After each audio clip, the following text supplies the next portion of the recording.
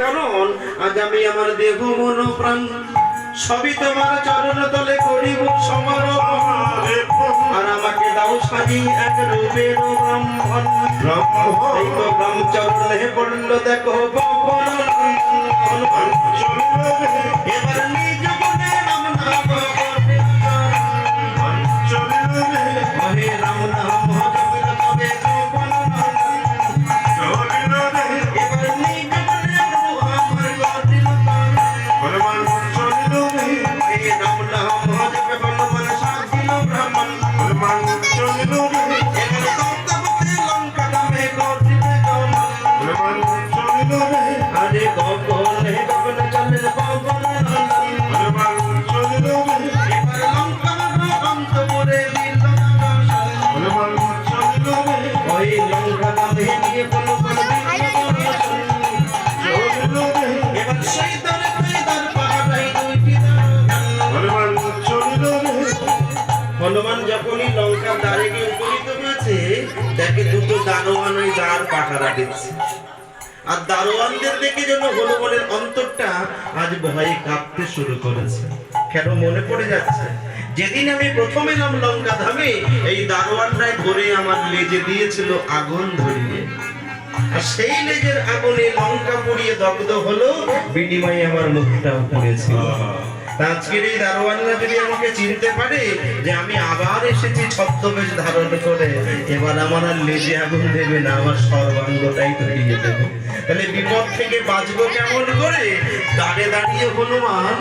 মহারাজা রাবণের জয়ধ্বনি দিচ্ছে কিভাবে মহারাজ রাবণের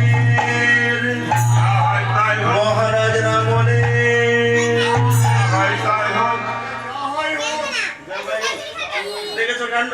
এরা যার দ্বারা দাবিত্ব করছে তার নাকি যা হয় হোক বলে ধরে দিচ্ছে ভালোটাও তো বলছো না তোমরা যার হয় হোক যার জয় তার হোক যে যেমন ফল হয়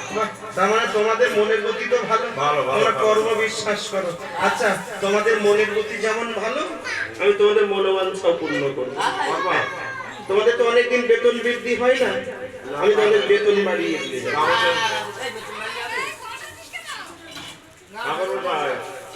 বেতন বাড়লে হবে না কেন হবে না ওই যে ঘরের লোক কি আছে মাসে যা বেতন পায় ও সব নিয়ে নেয় কিছু দেয় না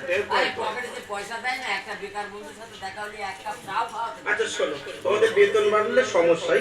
আচ্ছা যদি উপরি ব্যবস্থা করে ওইটাই দরকার এখন এই ভেতরে যে যাবে তার কাছ থেকে একটু একটু উপরি নেবে দেখে বেতনের সমতুল উপরি হয়ে যাবে হ্যাঁ না না যদি কেউ বলবে গুরুদেব আজ্ঞা করেছে তাহলে এই ঘুষ নিলে কোনো সমস্যা হবে না হ্যাঁ গুরু কৃপা যদি থাকে ওই ঘুষ নিলে কিছুই হবে না সেটা উপরি হাত শোনো তাহলে তোমরা একটা কাজ করো তোমাদের উপরি ব্যবস্থা হয়ে গেল বেতন সমান উপরি হবে আমাকে এবার ভেতরে নিয়ে চলো ওইটা বাদ দিয়ে আপনি অন্য কথা বলেন আমরা পালন করব কেন ভেতরে নিয়ে যেতে না ভেতরে যাবো আচ্ছা শোনো আমি বুঝতে পেরেছি তোমরা ভয় পেয়েছো যুদ্ধ হচ্ছে রাম রাবণে সেই জন্য নিয়ে যাবে না ভেতরে আচ্ছা রানী মন্দোদরীকে গিয়ে বলো মহারাজা রাবণের গুরুদেব এসেছে ভেতরে আসতে চাই আপনি গুরুদেব আগে বলবেন তো কথা বলবেন রানীমা এই তো রানীমা আমাদের রানীমা বসছে কেন এই যে রানীমা ওই ঠাকুর মশাই ভিতরে আসতে চাচ্ছে ওই দেখো রানীমা কোন জায়গায় চলে গেছে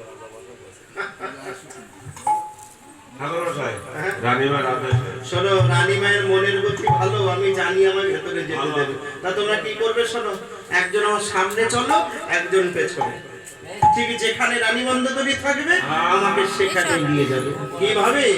অগ্রহী অগ্রহে চলিল দেহি মধ্যে ব্রাহ্মণ ভগবান চলিল রে এবার অন্তপুরে গে ব্রাহ্মণ দিল দর্শন চলিল রে আরে অন্তপুরে গিয়ে ব্রাহ্মণ দিল দর্শন ভগবান চলিল রে এবার ব্রাহ্মণ হনুমান চলিল রে আরে রত্নের সিংহাসন বসিতে দিল হনুমান চলিল রে এবার ভূমিল হনুমান চলিল রে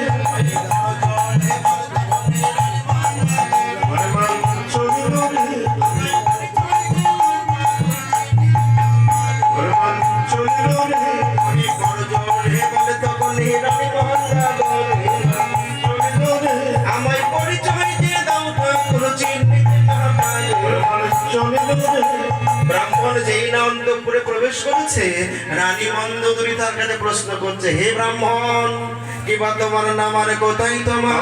ধাম? একবার বলো দেখি লঙ্কার ওই অন্তঃপুরে আসার কে কারণ বলো ঠাকুর মশাই। পরিচয় দিতে হবে। হ্যাঁ পরিচয় শোনো, শোনো। জানতে যখন চেয়েছো অবশ্যই আমি বলবো। একটু বাইরে হালকা একটু গেমটা কমিয়ে দে তো ভাই। পরিচয় যখন জানতে চেয়েছো,